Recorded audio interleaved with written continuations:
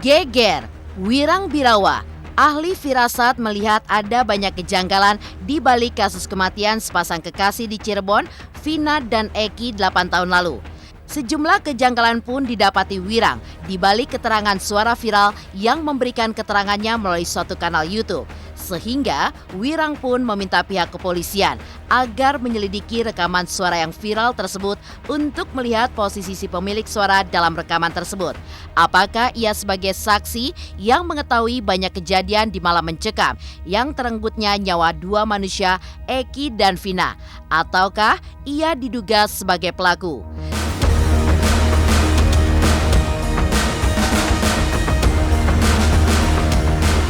Seperti apa pula telisik Wirang Birawa ketika pemilik suara menyebutkan Linda sebenarnya mencintai Eki dan menyeting jalan yang dilewati Vina dan Eki di malam kejadian.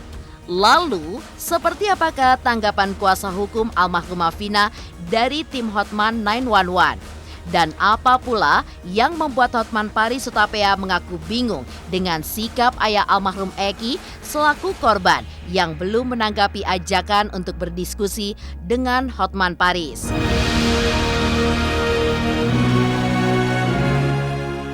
Pemirsa, bersama Intens Investigasi, kami hadirkan kabar terkini, terpercaya, dan teraktual. Tetapi sebelumnya, jangan lupa untuk like, subscribe, dan juga share channel YouTube ini.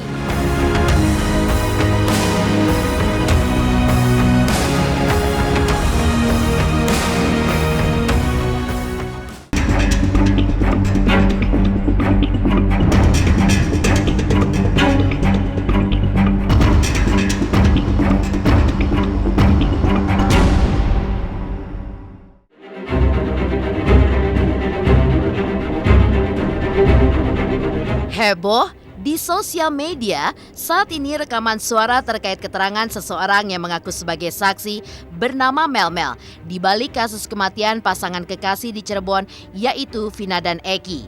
Namun, ahli firasat Wirang Birawa dalam siaran live di akun media sosial pribadinya tadi malam menelisik rekaman suara tersebut dan melihat ada banyak kejanggalan yang terjadi dalam keterangan si pemilik suara yaitu Mel.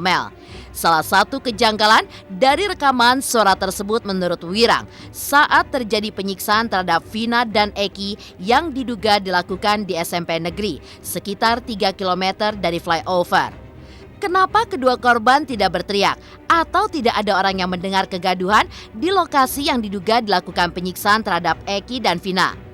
Lalu, di manakah posisi si pemberi keterangan dalam suara viral ini yaitu Mel ketika kejadian?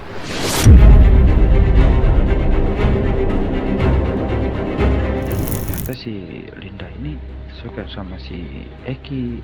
Ada yang janggal dari semua cerita ini. Cerita saat dia sampai di tempat SMP negeri ini. Dia mengatakan begini, aku melihat Eki sudah tidak berdaya dan aku akhirnya tidak bisa menolong dia. Ada yang dia lupa bahwa dia sangat mengetahui bahwa Eki itu sudah tidak berdaya. Kalau saya mencoba menjadi peran sebagai saksi, saya tidak akan berani mengatakan atau menjudge bahwa korban itu sudah tidak berdaya kalau jaraknya itu sangat jauh.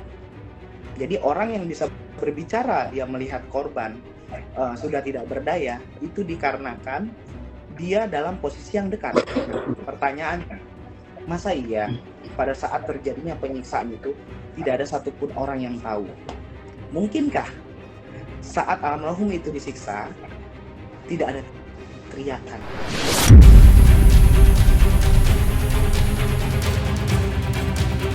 Hal janggal yang lainnya dari pengakuan Mel dalam rekaman suara viral tersebut. Ketika ia kembali ke flyover TKP kedua, tempat di mana Vina dan Eki tergeletak tidak berdaya. Dirinya pun hanya membenarkan baju Vina yang berantakan setelah diduga dilecehkan. Menurut Wirang Birawa, sikap pemilik suara viral tersebut dilihatnya ada kejanggalan.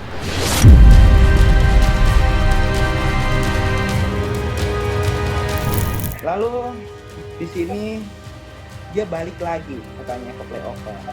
Dia balik lagi ke playover, dia melihat pakaian, ya, dan pakaian itu dia benar.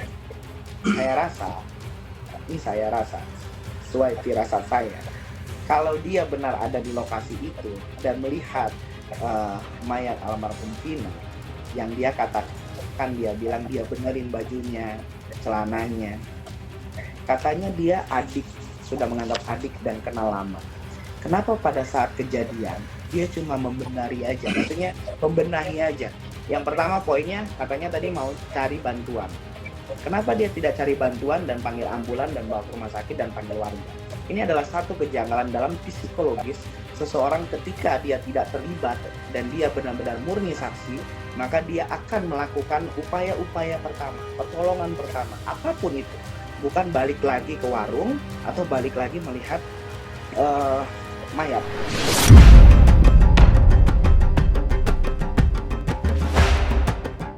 Wirang Birawa juga menilai ada kejanggalan dari rekaman suara dengan narasumber yang menyebut dirinya sebagai Mel-Mel, di mana ia pun menyebut bahwa berdasarkan keterangan seorang teman Linda, bahwa Lindalah yang telah menyeting agar Vina dan Eki pada malam kejadian melewati lokasi kejadian, yaitu SMP Negeri dan Jalan Flyover, di mana kabarnya menjadi 2 TKP yang mengantarkan keduanya sampai meregang nyawa. Dalam rekaman yang viral tersebut diungkap bahwa Lindalah yang mengabarkan kepada Egy, diduga pelaku utama terkait posisi almarhum Eki dan almarhumah Vina pada malam itu.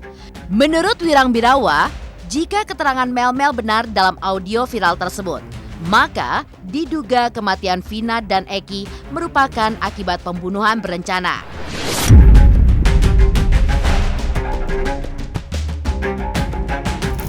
Si Linda lah yang memberitahu ke Egy. Ada lagi nama orang yang dibawa di sini. Tadi udah 3 ya. Yang keempat, temannya Linda. Dia mengatakan temannya Linda, cewek juga, ngasih tahu bahwa ini semua tuh udah disetting sama Linda.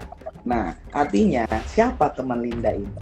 Ya, teman Linda ini juga menjadi orang yang ikut dilibatkan dalam cerita pria ini dalam voice note ini. Jadi ada 4 orang yang dia tidak sebutkan namanya. Lalu dia menceritakan bahwa Linda ini suka sama Eki.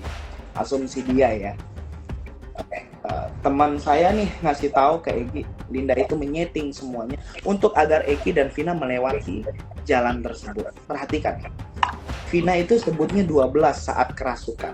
Kita harus pelajari lagi polanya. Bahwa yang kerasukan itu siapa? Linda. Sementara dalam cerita ini dia katakan Linda yang setting. Artinya merujuk dari semua keterangannya, Linda bukanlah kerasukan, tapi orang yang ada di dalam cerita ini dan menyeting semua cerita ini agar Eki dan Vina melewati jalan. Dari semua pengakuannya, di luar dari dia cari pansos ya, sangat kecil kemungkinan untuk dia membela diri bahwa dia saksi. Nah, terus yang ini paling penting nih, dia mengatakan ada temannya Linda, cewek juga ya, yang memberitahu asumsi dia bahwa Linda itu suka sama Eki. Lalu teman saya nih ngasih tahu ke Eki. Jadi temannya ini ngasih tahu ke si orang, si Mel-Mel ini bilang bahwa dia ngasih tahu sebenarnya adalah si Linda yang setting itu semua, si Linda yang kasih tahu ke Eki. Nah, ini kan sangat pengakuan yang bisa menjebak dirinya sendiri sebenarnya. Artinya, kalau memang ini terjadi pembunuhan berencana, ya, artinya ada informan yang memberitahu ke Egy bahwa Eki dan Vina sudah lewat lokasi itu. Ya kan? Kan dia yang mengatakan itu. Ada orang yang kasih tahu. Siapa orang itu? Di tengah sejumlah kejanggalan yang disorot publik di balik kasus kematian Vina dan Eki, Wirang Birawa juga berharap kepada pihak kepolisian untuk ikut memeriksa 3 orang cukup penting yang menyingkap tabir misteri yang belum tersingkap. Wirang pun menyebut ketiga nama tersebut yaitu Saka Tatal yang mengaku sebagai korban salah tangkap.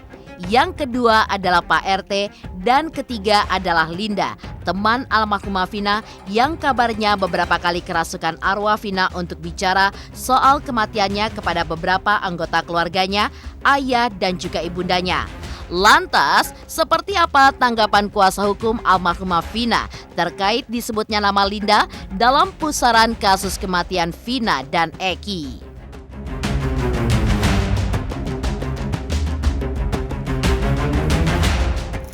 Ada 3 orang yang harus segera dicek kebenaran. Yang pertama, Sakata Halal yang sudah viral, itu harus dicek kembali. Yang kedua, Pak RT, ya. Yang ketiga, Linda. Ini 3 orang mata rantai dari semua misteri yang terjadi. Polisi harus mencari orang ini dan meminta keterangannya. Polisi harus mengusut tuntas dan memanggil orang yang ada di dalam suara rekam ini, dan harus mengusut tuntas apa motif di balik semua cerita yang telah dia bangun. Saya tidak berani mengungkapkan dari penilaian saya apakah dia terlibat atau tidak, tapi begini. Yang pertama, bisa jadi ya, jangan-jangan dia hanyalah saksi yang benar-benar saksi, betul-betul melihat, dan dia selama ini tidak berani untuk mengakui ini semua. Ya. Yang kedua, dia adalah pelaku yang terlibat dan dia berusaha untuk menghilangkan jejak, merubah statusnya dari tersangka menjadi saksi. Dan yang ketiga, dia hanya berusaha pansos semata. Sudah ada, nah bocor deh gue. Sudah ada, tapi kita tunggu aja, ya tunggu aja.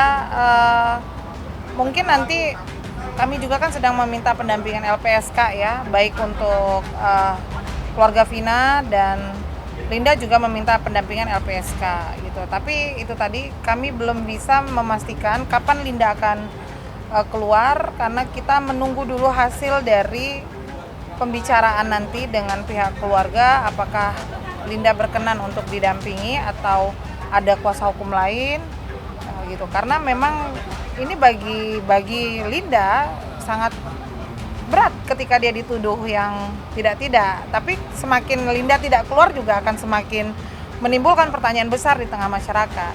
Jadi lega karena bisa dibuka kembali kasus ini.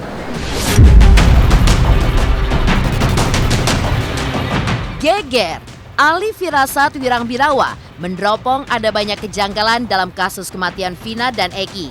Lantas, seperti apakah tanggapan kuasa hukum almarhumah Vina karena telah ditangkap S1 DPO yang diduga adalah Peggy alias Peron dan terkait pengakuan korban salah tangkap? Pemirsa Intens Investigasi, jangan lupa saksikan terus Intens Investigasi. Dan pastikan jangan lupa untuk like, subscribe, share, dan komen jelang 3 juta subscribers channel Intens Investigasi. Halo, aku Natasha Wilona. Ayo subscribe Intens Investigasi jelang 3 juta subscriber.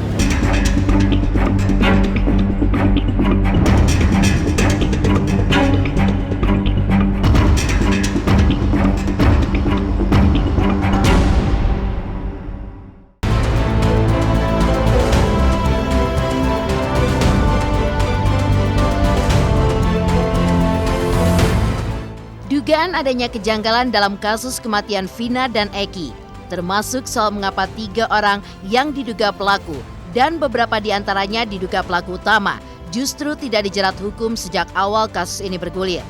Tapi ketika kasus ini menyeruak heboh di ranah publik, beberapa orang yang diduga sebagai pelaku kembali dijadikan DPO hingga muncul kabar Peggy alias Peron sudah ditangkap di kawasan Bandung. Informasi ini pun telah didengar oleh pihak kuasa hukum almarhumah Vina, yaitu tim hukum Hotman 911. Namun, pihak kuasa hukum almarhumah Vina belum mendapatkan informasi dari pihak kepolisian Polda Jawa Barat. Apakah benar yang ditangkap adalah Peggy yang dimaksud selama ini? Polisi pun tentu sangat berhati-hati dalam memeriksa terduga pelaku sebelum diumumkan ke publik. Sebab sebelumnya terungkap juga pengakuan Saka, pemuda yang sudah menjalani hukuman selama 8 tahun namun kini mengaku dirinya bukanlah pelaku melainkan korban salah tangkap. Lalu, seperti apakah tanggapan pihak kuasa hukum almarhumah Vina terkait semua itu? Update terbaru, ya tentunya kan rekan-rekan udah mengetahui bahwa ada informasi mengenai tertangkapnya salah satu DPO yang diduga atas nama Peggy Irawan. Kalau itu kan kita belum bisa memastikan ya, karena kan ini sedang tahapan proses pemeriksaan, penyelidikan, kan begitu. Kita hanya menunggu dulu dari teman-teman Polda Jabar, dan kita juga belum bisa menghubungi secara langsung karena kita juga tidak mau mengganggu konsentrasi dari teman-teman itu ya, karena memang benar-benar sedang fokus untuk mengambil keterangan apakah benar yang ditangkap itu adalah Peggy yang dimaksud selama ini ataukah bukan.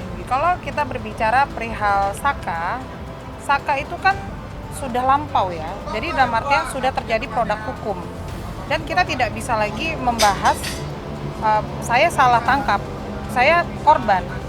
Karena saat ini yang kita tuju adalah tentang DPO yang belum tertangkap. Kenapa saat itu Saka Tatal dan kuasa hukumnya tidak melakukan upaya hukum? Yaitu adalah apa? Pra-peradilan saat masih dalam proses di kepolisian. Dan itu tidak dilakukan. Jangan sampai menggiring opini ke sini, merusak lagi fokus teman-teman di kepolisian untuk fokus mencari 3 orang DPO tersebut. Karena sudah tidak ada gunanya lagi. Mau PK sekalipun, saat ini kan Saka Tatal sudah menjalani masa hukum dan sudah selesai. Begitu. Ya kalau memang kuasa hukumnya merasa bahwa kliennya tidak bersalah, ya lakukan upaya hukum. Kalau memang punya bukti yang kuat perihal salah tangkap, laporkan.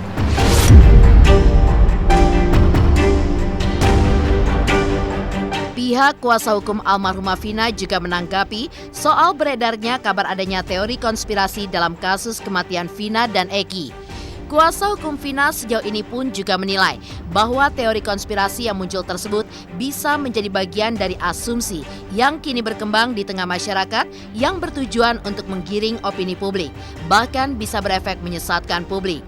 Karena dampaknya melalui penggiringan opini tersebut, maka siapapun bisa dituding sebagai pelaku, meskipun dia bukanlah pelaku.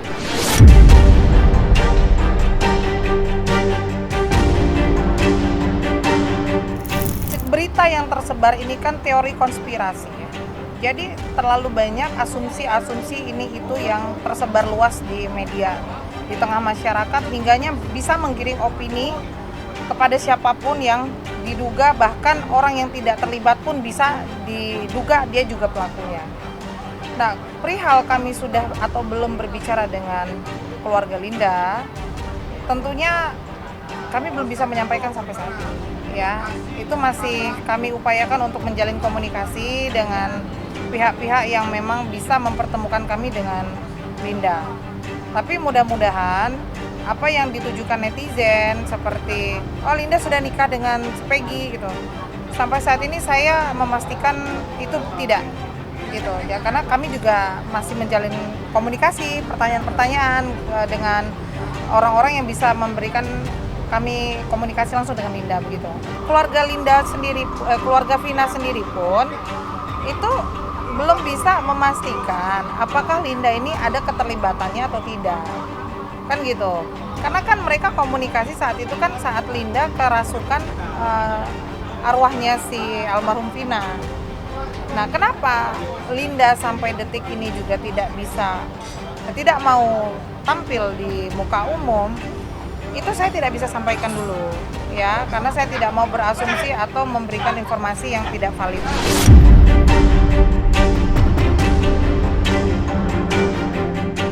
Mengejutkan, tanggapan kuasa hukum almarhumah Vina perihal tertangkapnya seorang DPO Peggy alias Peron dan pengakuan Saka yang mengaku sebagai korban salah tangkap dalam kasus ini.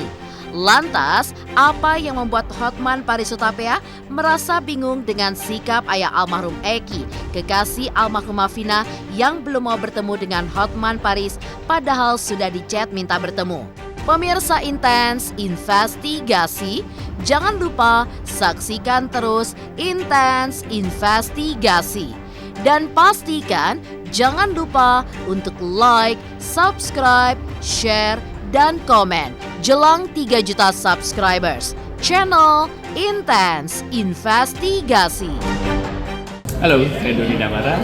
Ayo, subscriber Intens Investigasi jelang 3 juta subscriber.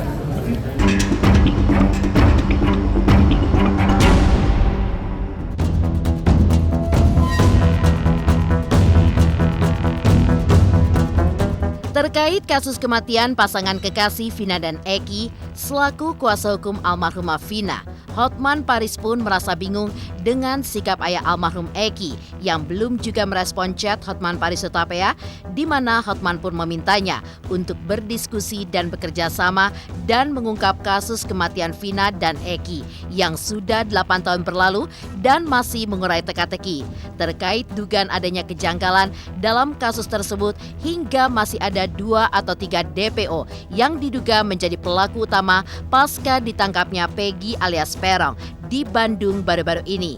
Seperti diketahui, sebelumnya ayah almarhum Eki yang kini menjabat sebagai Kapolsek di Cirebon sempat membuat video yang mengatakan bahwa selama 8 tahun belakangan ini ia pun bekerja sama dengan Divisi Reskrim terus mencari keberadaan para DPO untuk mengungkap kasus kematian putranya Eki. Pertanyaan, saya sebagai kuasa hukum dari keluarga almarhumah Vina kasus Cirebon bertanya, kenapa Pak Polisi, Pak Rudi yang sekarang adalah Kapolsek, bapak dari almarhum laki-laki, kenapa tidak mau berhubungan dengan kami, kenapa tidak mau kontak kami, padahal nomor WA-nya pun saya udah cek. Kenapa dia menghindari kuasa hukum Vina? Padahal sebagai polisi dia pasti tahu banyak bukti-bukti terkait kasus ini di tahun 2016. Apalagi bukan hanya sebagai polisi, anaknya adalah salah satu yang meninggal, yaitu yang laki. Wahai Pak Rudi, apa yang Anda takutkan?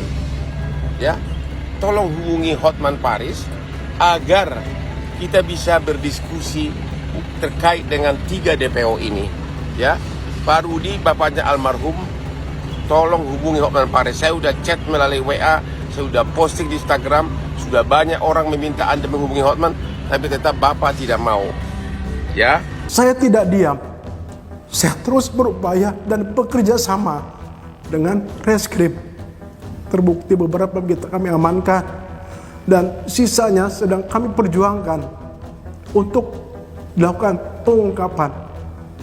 Sekali lagi saya mohon doa, mudah-mudahan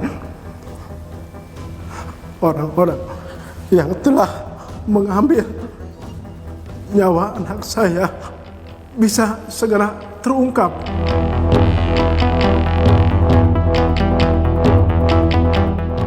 Pemirsa Intens Investigasi, jangan lupa saksikan terus Intens Investigasi.